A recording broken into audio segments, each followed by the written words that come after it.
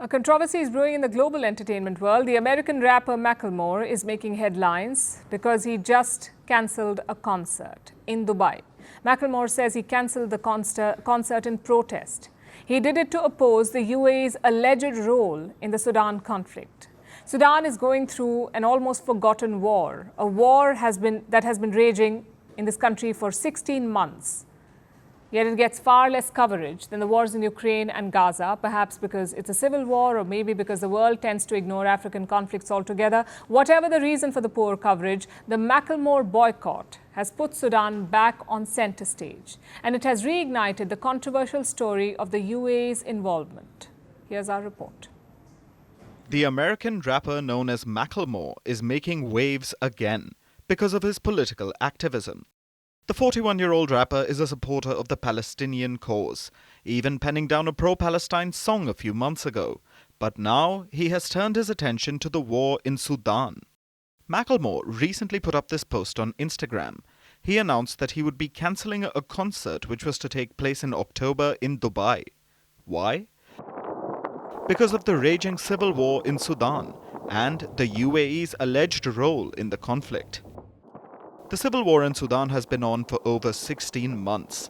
On one side, you have the Sudanese armed forces, led by Sudan's de facto leader, General Abdel Fattah al-Burhan. Having taken power in 2019, Burhan solidified his rule after a coup in 2021. But he didn't do it alone. A warlord helped him. That's General Mohamed Hamdan Dagalo, who also goes by the name Hemedti. Hemedti is the leader of a powerful paramilitary group known as the Rapid Support Forces, or RSF. Burhan and Hemedti had a falling out in 2023. This spat escalated into a full-blown civil war, killing thousands and displacing millions. Now, where does the UAE come into all of this? And we name here the official and regional sponsor of criminal militias, namely the United Arab Emirates, whose support and weaponry leads to entrenching the suffering and the misery of civilians in Sudan. Sudan's junta says that the UAE is supporting Hemedti and the RSF. The UAE has been accused of sending weapons to the RSF to prop up Hemedti's forces.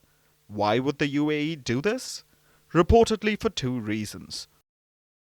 One is influence.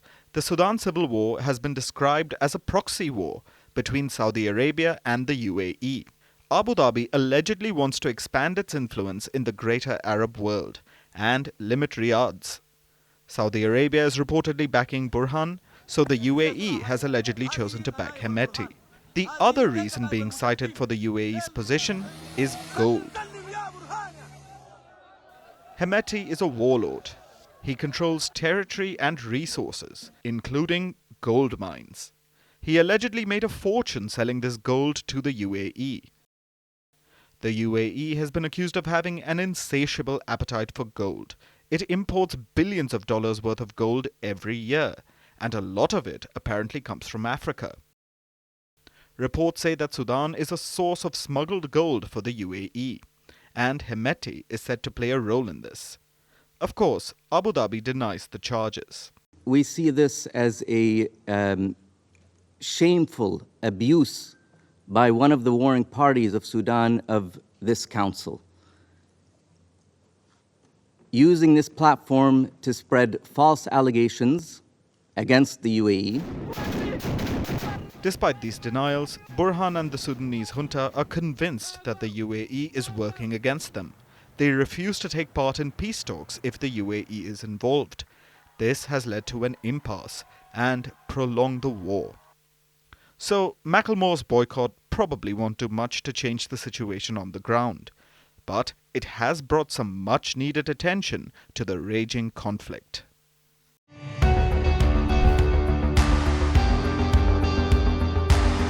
Across continents, one powerful news source. Bringing you diverse perspectives on the issues that matter.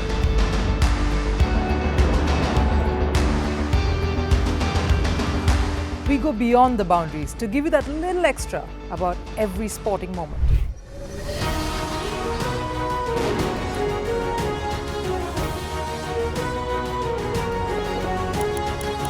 So thank you for making Firstpost 5 million strong. We're counting on your support, and you can trust us to bring you the news unfiltered and unvarnished.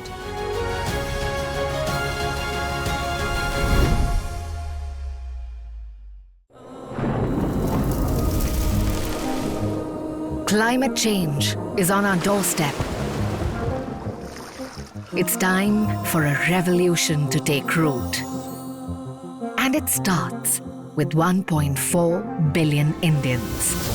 It starts with one tree for humanity, one tree for Mother Earth, one tree for a future. Project One Tree, a News 18 network initiative.